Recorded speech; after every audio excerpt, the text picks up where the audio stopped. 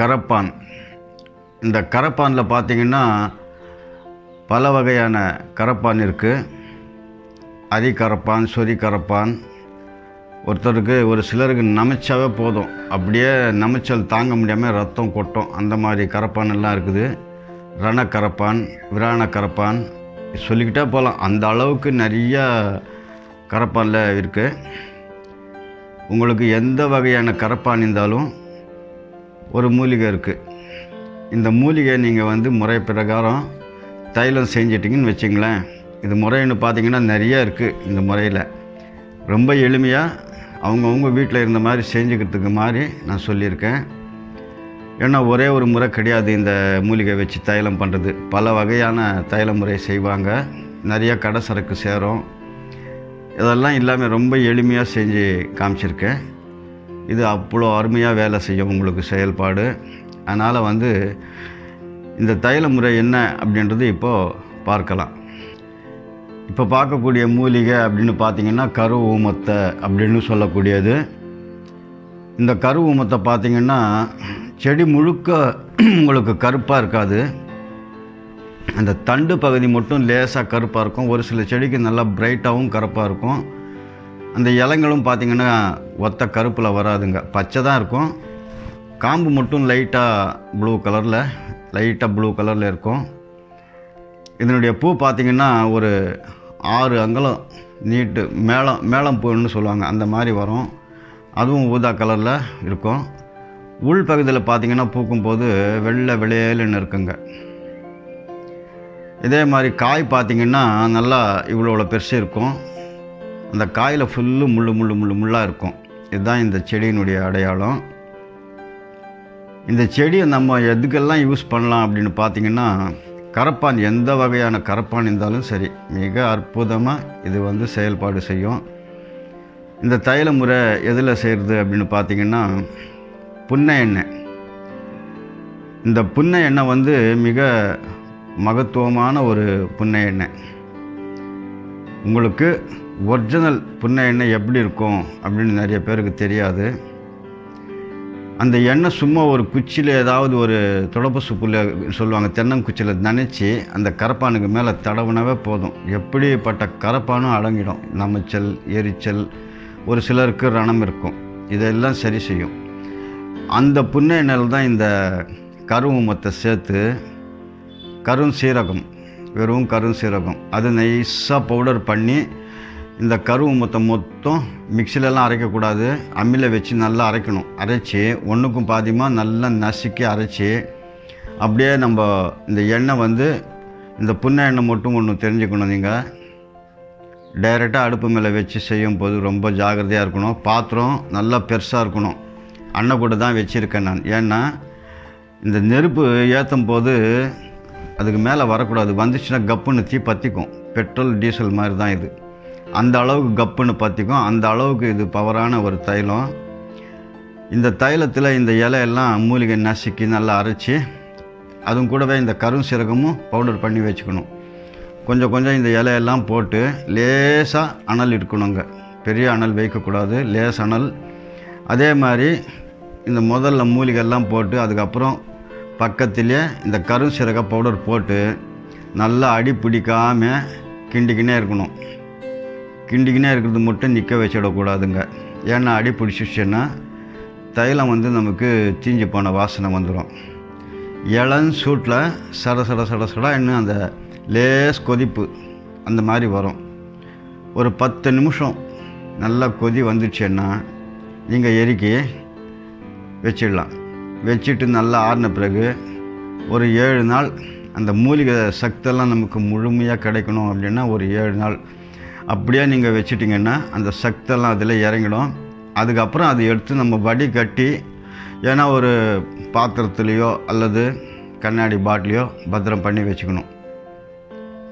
இந்த தைலம் வாங்கி நீங்கள் பூசிட்டு நல்லா தேய்ச்சி விட்டுட்டு சோப்பு போடக்கூடாது எந்த காரணத்துக்கும். ஏன்னா சோப்பு போட்டிங்கன்னா ரியாக்ஷன் ஆகும். அதனால் சோப்பு கண்டிப்பாக ஒவ்வொரு பதிவிலையும் சொல்கிறேன். இந்த மாதிரி இருக்கிறவனுக்கு சோப்பு போட்டிங்கன்னா கண்டிப்பாக உங்களுக்கு பிரச்சனை தான். அதனால் சோப்பு வேண்டாம். முடிஞ்ச அளவுக்கு நீங்கள் சீகா தான் போடணும். சீகா ஊற வச்சு நல்லா அம்மியில் வச்சு அரைச்சி போட்டுக்கினா வந்தீங்கன்னா அந்த இடம் வந்து உங்களுக்கு சில்லுன்னு இருக்கும். இந்த நமைச்சல் எவ்வளோ துருன்னு நமைச்சிக்கல், அந்த நமைச்சல் வந்து கையை வச்சுக்கின்னு சும்மாவே இருக்க முடியாது. அந்த அளவுக்கு உங்களுக்கு இதனுடைய தாக்கம் இருக்கும். இதையெல்லாம் இந்த எண்ணெய் போட்ட உடனே அப்படியே சைலண்ட்டாக அடங்கிடும், சில்லுன்னு இருக்கும். நமைச்சல் எரிச்சல் எதுவும் இருக்காது. இது மட்டும் இல்லாத பார்த்திங்கன்னா ரணம் ஏற்படும் ஒரு சிலருக்கு.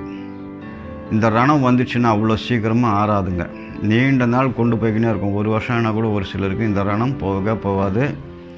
அந்த மாதிரி இருக்கிறவங்க கூட இந்த எண்ணெய் போட்டுக்கிட்டே வந்தீங்கன்னா ரணம் படிப்படியாக குறைய ஆரம்பிச்சிடும். ஒரு சிலருக்கு கருப்பாக இருக்கும், சதையை மொத்தம் கம்ப்ளீட்டாக ஒத்த கருப்பில் வந்துடும். அதே நேரத்தில் தோலும் நல்லா சொரன்னு ஒரு 10 போடுவாங்க பிளாச்சரின்ட்டு. அந்த பிளாச்சரி ஒட்டினா எப்படி இருக்கும் சொரப்பு, அந்த அளவுக்கெல்லாம் மிக மோசமான கரப்பானெல்லாம் இருக்குது. இதையெல்லாம் நம்ம இந்த எண்ணெய் தேய்ச்சிட்டு குளிக்கும்போது சீகா போட்டு தேய்ச்சி பீர்க்கங்காய் அப்படின்னு நாட்டு மருந்து கடையில் விற்பாங்க, அதில் வாங்கி தேய்ச்சிங்கன்னா அந்த கரப்பான்லேருந்து அவ்வளோ கழிவுகள் வெளியேறும். உங்களுக்கு தெரியாது. குளிச்சிட்ட பிறகு பார்த்திங்கன்னா அவ்வளோ சுகமாக இருக்கும், அவ்வளோ ஃப்ரீனஸ் ஆகிடும். இந்த மாதிரி எல்லாம் இருக்குது. இது செஞ்சுக்கலாம். இது வந்து அவங்கவுங்க வீட்டில் இந்த கருவமத்தை பயன்படுத்தி செஞ்சுக்கலாம். என்ன இதில் ஒரு விஷயம், இது வந்து ஒரு விஷ மூலிகை. இந்த தைலம் வந்து கொஞ்சமாக செய்யும்போது, ஒரு சும்மா இவ்வளோ பிடி எடுத்து செய்யும்போது உங்களுக்கு எந்த எஃபெக்ட்டும் வராதுங்க. அதுவும் ஒரு இறுக்கமான அறையில் இருக்கக்கூடாது, நல்லா வெட்டி வெளிச்சமாக இருக்கணும். ஏன்னா இந்த விஷ மூலிகைலாம் என்ன ஒரு விஷயம்னா, அந்த எண்ணெய் கொதித்து ஆவி வருது பாருங்கள், அந்த ஆவி நம்ம நுகர்ந்து பார்க்கக்கூடாதுங்க. ஒன்றும் ஆகாது, ஒன்றும் ஜுரம் வச்சுடும் இல்லையா. நான் வந்து நிறையா செஞ்சுருக்கேன். அப்படி நிறையா செய்கிறவங்களுக்கு முன் எச்சரிக்கை என்னன்னு பார்த்தீங்கன்னா, முகம் வந்து ஒரு துணியில் மூடி வச்சுக்கணும். கண்ணு வரைக்கும் இது வரைக்கும் பார்க்குற மாதிரி இருக்கணும், அந்த மாதிரி பார்த்து செய்யணும். ரொம்ப ஜாகிரதையாக செய்யணும்.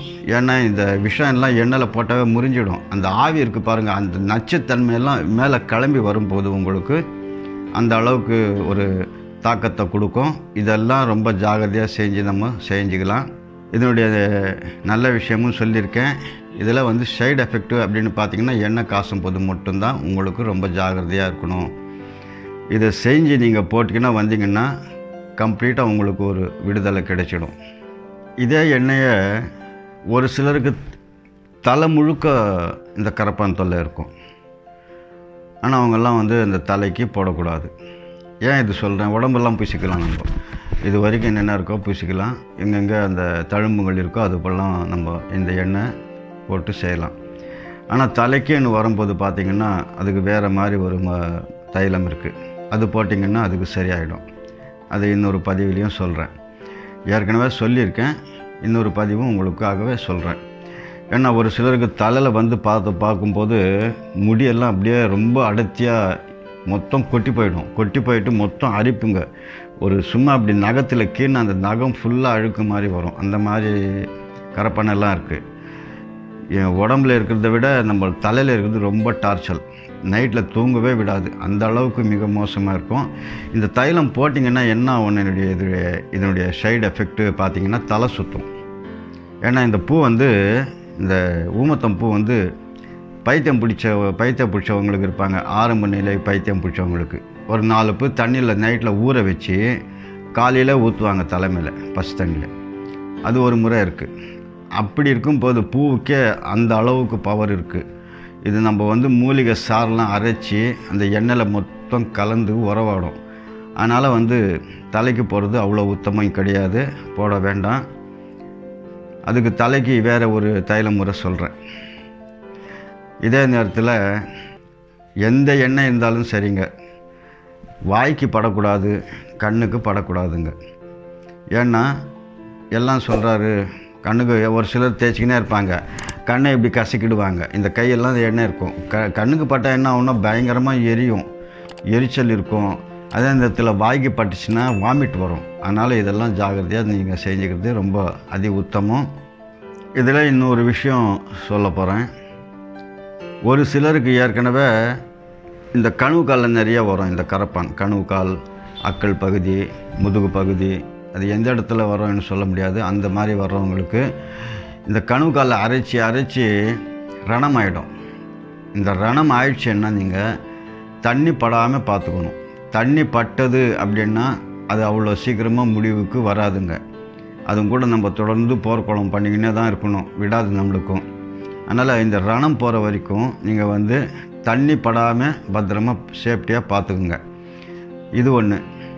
இதே உங்களுக்கு ஒரு சிலருக்கு இந்த கரப்பான் உடல் முழுக்க இருக்கும். நைட்டு பகல் தூங்க மாட்டாங்க, பைத்தியம் பிடிச்ச மாதிரி இருக்கும். இவங்களுக்கெல்லாம் ஒரு எளிய வைத்திய முறை இது. இந்த எண்ணெய் பூசிட்டு நீங்கள் நல்லா தேய்ச்சிடுங்க. எங்கெங்கே இருக்கோ நல்லா தேய்ச்சிட்டு, இப்போ இந்த கரும்பு மொத்தம் கிடைக்கிறது ரொம்ப கடுமையான ஒரு விஷயமா இருக்குது. ஏன்னா இந்த மரம் விதை போட்டு வளர்த்து தான் நான் செஞ்சுருக்கேன். ஏன்னா இவ்வளோ இலையெல்லாம் கிடைக்காது. ஒரு செடி பார்க்குறதுக்கே அதிசயம்.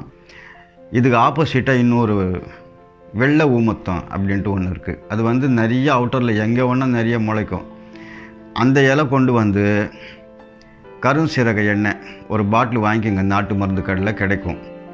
இந்த கடாயில் போட்டு இந்த இலை நல்லா இவ்வளோ இலை போடுங்க. போட்டு கருஞ்சீரக எண்ணெய் ஒரு 50 மில்லி ஊற்றி கீரை வதக்கின மாதிரி வதக்கணும்.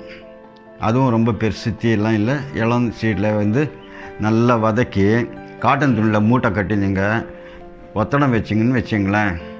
வச்ச பிறகு தெரியும் எவ்வளோ அரிப்பு, எவ்வளோ வலி, எவ்வளோ சதை ஜிவ்வுன்னு இழுக்கிறது. அது சொல்ல தெரியாத ஒரு உணர்வு அவங்களால விவரமாக சொல்ல தெரியாது. அந்த அளவுக்கு டார்ச்சலாக இருக்கும். இந்த ஒத்தடம் வச்ச உடனே சூடு மொத்தம் அணைச்சிடும். எப்படிப்பட்ட வியாதி இருந்தாலும் சரிங்க, என்ன வகையான உங்களுக்கு கரப்பான் இருந்தாலும் சரி, எந்த வாதம் இருந்தாலும் சரி, ஒத்தட முறை மிக அற்புதமாக உங்களுக்கு செயல்பாடு செஞ்சு கொடுக்கும். இதை செஞ்சு நம்ம சரி செஞ்சுக்கலாம். ஏற்கனவே கரப்பானை பற்றி நிறைய பதிவு போட்டிருக்கேன், அது பார்க்காதவங்க பாருங்கள். மேலும் இது போன்ற பயனுள்ள மருத்துவ குறிப்புகளுக்கு இந்த சேனலை சப்ஸ்கிரைப் செய்யவும், அருகிலுக்கும் பெல் பட்டனை கிளிக் செய்து ஆலில் செட் செய்யவும்.